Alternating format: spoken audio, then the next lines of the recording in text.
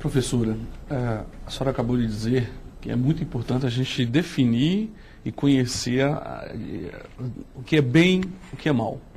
Para uma criança hoje, que está vindo no mercado extremamente competitivo, no mercado de extrema agressividade, na opinião da senhora, como é que a gente pode dizer para essa criança se vale a pena ou não ser ético? O que é ser ética ou ter uma vida ética numa família desestruturada, numa família que o pai está desempregado e que ela vê o coleguinha dela vencer na vida de forma ilícita, não é? E faço uma outra pergunta para a senhora. Hoje as escolas, a senhora bem acabou de dizer, a escola está assumindo o lugar de pai e mãe na educação dos filhos. As mães, os pais estão encaminhando para as escolas, entregando essa responsabilidade. Na opinião da senhora, o que os professores, principalmente do ensino fundamental, poderiam fazer para melhorar essa educação? Bom, e complementando, desculpa, para tornar a pergunta dele, JK, bom, a senhora trata muito dos temas transversais, né, na educação. Bom, as escolas de período integral ainda são poucas, e grande parte do tempo as crianças ficam com as famílias e não com as escolas.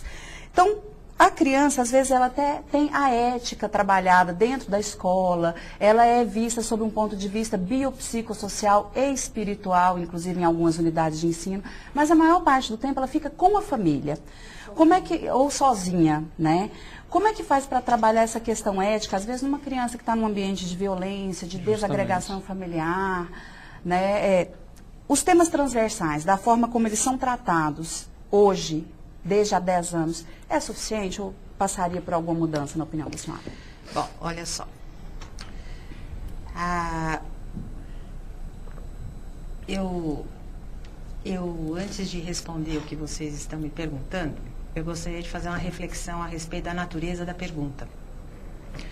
Por que é que a gente acha justificável alguém dizer eu sou do jeito que eu sou, porque eu vivi nesse tipo de ambiente, porque o meu colega tinha dinheiro para comprar tênis, calça assim ou assado e eu não tinha?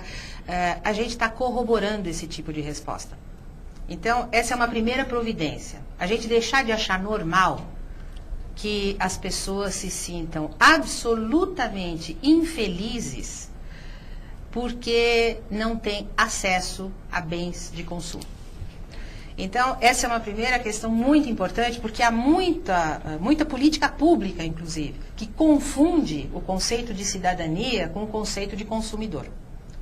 E a gente está se atrapalhando um pouco nessa perspectiva do que é ser bem-sucedido na vida, vinculando esta noção de ser bem-sucedido ao acesso a este conjunto de bens de consumo. E quem que erra nesse caso? Então, este acesso aos bens de consumo, ele é relevante? Sem sombra de dúvida. Ele atende aos nossos anseios de sobrevivência.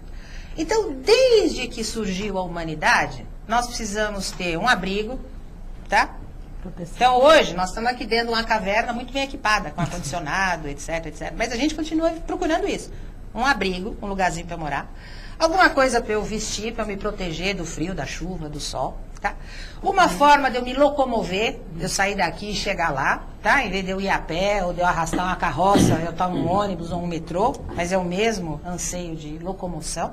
Eu preciso comer alguma coisa, eu preciso respirar alguma coisa que garanta aí a minha sobrevivência. Bem-estar. Então nós estamos falando de atender aos anseios de sobrevivência desse ser humano, que são os mesmos desde que a vida se instalou no planeta. Não tem nenhuma novidade. E às vezes eu fico pasma de ver grandes lideranças no âmbito político, às vezes no âmbito empresarial, falando disso, temos que falar disso, temos. Mas não com o caráter excludente que a gente está tratando, como se a vida se resumisse a isso, tá? Então o que a gente está chamando hoje de preparar um profissional? De preparar alguém que consiga atender a esse conjunto de anseios. Casa, comida, transporte, roupa lavada, tá? Tudo bem. É importante? É importante. Professora. Agora, um ser humano também precisa se sentir digno, também precisa se sentir feliz, também precisa se sentir reconhecido. E esses são os anseios da consciência humana, os anseios de transcendência. Mas o conceito que predomina é um conceito de fundo maniqueísta, ou seja, ou é o bem ou é o mal, não tem uma intermediação, não tem um meio termo, para que as pessoas entendam que elas podem fugir dali, mas não necessariamente ficando aqui. Isso que eu queria saber. É porque, assim, aproveitando o gancho, porque saiu uma pesquisa essa semana na Isto É, falando sobre a questão da felicidade entre as classes econômicas. E aí falando que as pessoas que se sentem mais felizes são das classes que ganham até R$1.000, ou aquelas que ganham acima de R$13.000. Quer dizer, quem sofre é a classe média. A classe média.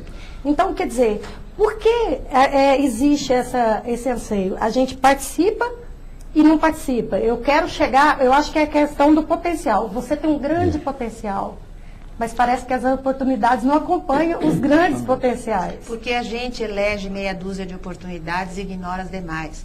Eu transito por inúmeros ambientes. Eu já participei de inúmeros programas vinculados à juventude que vive num contexto rural. Tá? E eu ouço dessa molecada depoimentos do tipo, escuta, eu queria poder ficar aqui mesmo, ter orgulho da minha mão calejada. Mas todo mundo que vem aqui me fala que eu tenho que aprender informática, aprender inglês, mudar para a cidade. E o que eu faço aqui, todo mundo acha que é uma besteira, que é coisa assim menor. Que eu ficar aqui trabalhando na chácara, trabalhando no sítio com meu pai, é uma coisa assim meio pequena. Então, o que está acontecendo? A gente elege esta meia dúzia de oportunidades, sai alardeando pelo mundo que elas são as únicas que te farão um ser humano bem-sucedido, feliz, afunila este conjunto de oportunidades, sabendo que não teremos lugar para todo mundo. Na opinião da senhora, professora. Professor Maurício, me permita que eu transfira a sua intervenção para o próximo bloco, que agora é a hora do comercial. A gente volta já já com roda de entrevista, que conversa com a advogada, educadora e escritora Regina de Fátima Migliori. Agora.